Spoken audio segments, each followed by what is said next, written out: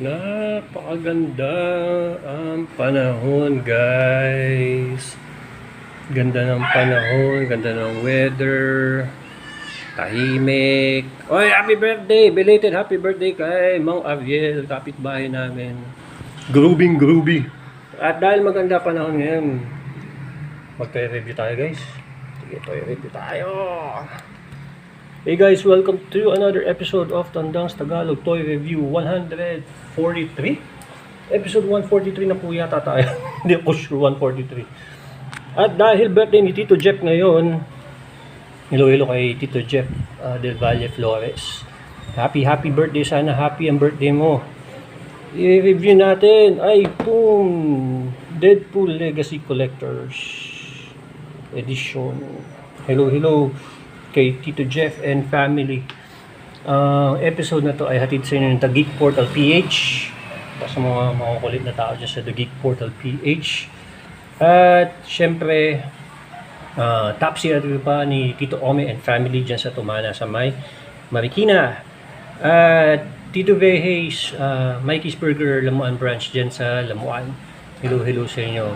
Pack na pack yung kanilang mga burgers dyan. Goto sa Garahe sa San Roque. Sweet Infusions ni Tita Shawi Nagmuya. At syempre, Humble Oven by Tita Ana. Order lang kayo dyan. Yung mga sinishef ko po, legit lahat yan. Ito yung mag-alala. Anli vouch tayo. Oy, Tito Gary and family, hello sa inyo dyan. Tito Kat, ang best friend kong si Doc din. Si Tito Dus. Si Spike. At si Tito Alan Nuevo. Lahat ba nakapanood na ng Deadpool? Wait, Sir Mark nga pala, hello sa'yo. At syempre kay Frost Joke Toys.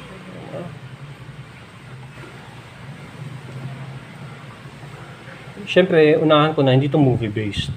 Well, movie-based ito nung mga naunang Deadpool. Pero hindi ito yung Deadpool and Wolverine. Point out ko lang yung obvious.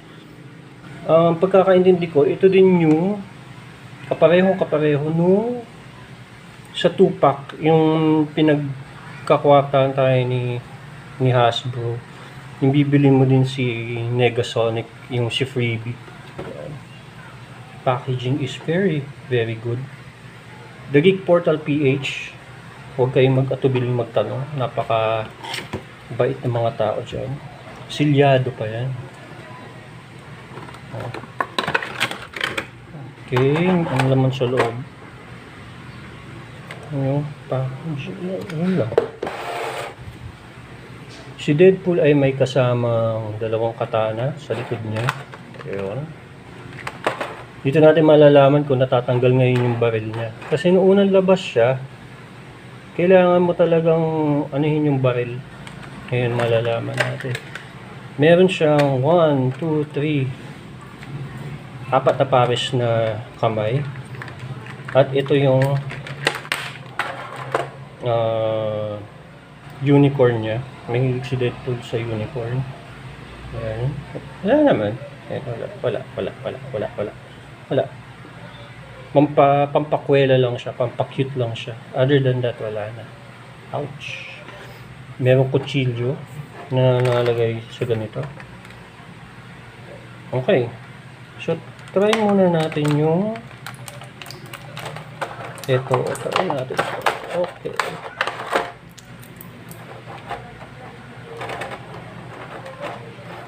The katana is well made. Hindi siya yung plastic na tipong mababali. Pero pag inano mo siya ng matagal na sa isang, halimbawa, tinabi mo siya tapos medyo bali, madidisforma siya. Pero may babalik din naman. Halimbawa, inipit mo siya sa pagitan ng books. Wala namang problema dun. So, very well made. Hindi ko lang maalala kung merong mga, may mga silver yung grooves niya. Pero maayos naman siya. Yung kutsilyo, try natin.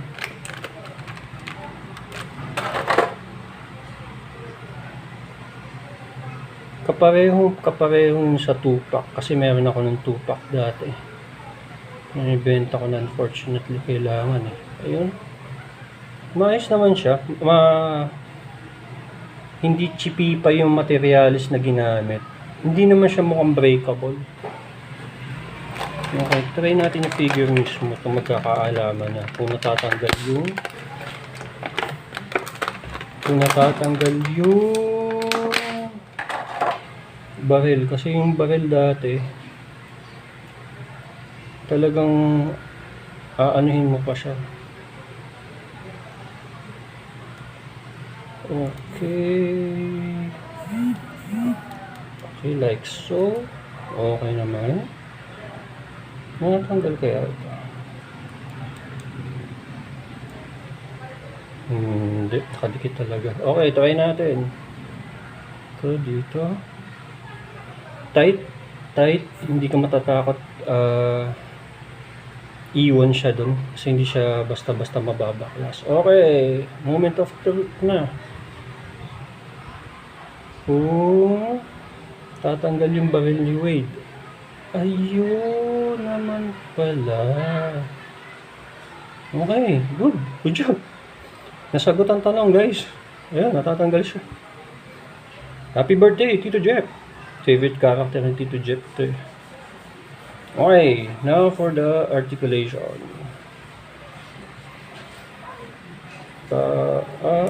Tight na tight. Taas, baba, side to side. Okay.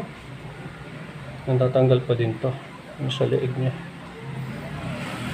Meron siyang butterfly joint na tight. Naiikot ng 360. Tataas ng ganun. Meron siyang partition dito.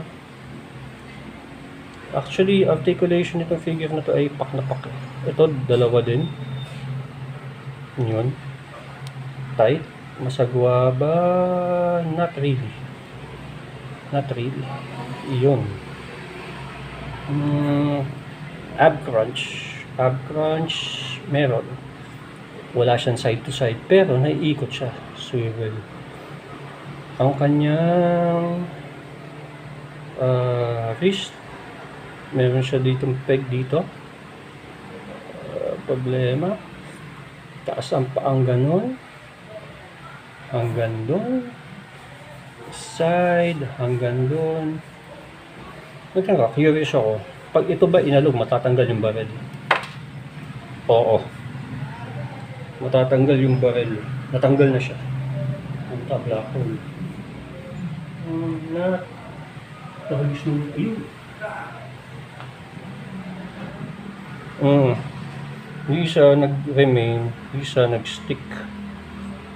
So, pag na ano mo siya, ay natin, kailangan i-ano mo na maigi.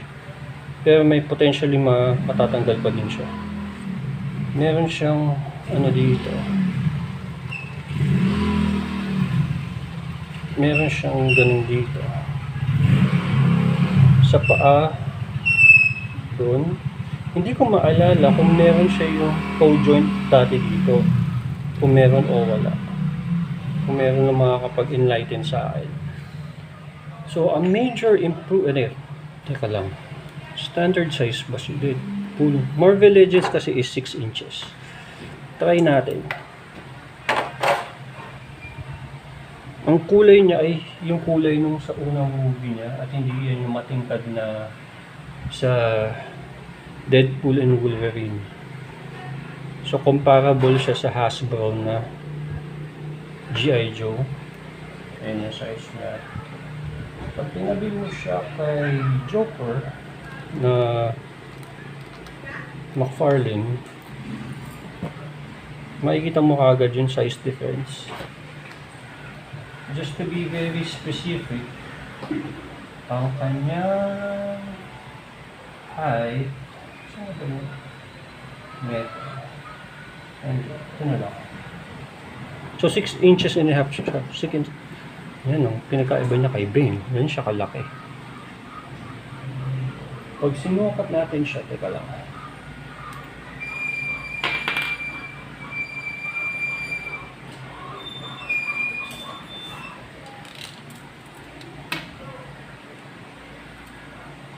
So, pag sinukat natin talaga siya ay, yun, 6.5. Lagpas lang ng 6 inches. So, standard Marvel Legends na ASCO. Ayun. So, paint-wise, maganda yung pagkakapintura nitong fig na nakuha ko. Siyempre, may mga ano-ano dito. Ito, yung naalala ko yung unang figure ko, sablay talaga itong part na to. Kasi nga maliit na part. Pero ito, masasabi ko na mas napaganda nila yung quality ng paint job. Ito, kung medyo ok-ok ka, timan mo lang itong mga to. Battle damage. Pero overall, malaki improvement nitong figure na to. So, panalo siya. At syempre, need to point out, ang pinaka best improvement is hindi mo na iinitan ito, tatanggalin para hindi ma-disform yung baril. Alam mo yung mga una nakakuha kayo na Deadpool, siguro kamot ulo yung mga ilang yan, mag-release pala talaga yung single pack. So, good move kay Marvel Legends Aspo. Hey guys, maraming salamat sa inyong patuloy na pag-like, share, and subscribe. Happy birthday, Tito Jeff, mother effing fans. Maraming salamat. And once again, itong yung Tito Pao, Tito Squat. Nasabi, maraming salamat. Goodbye. Happy Sunday, guys.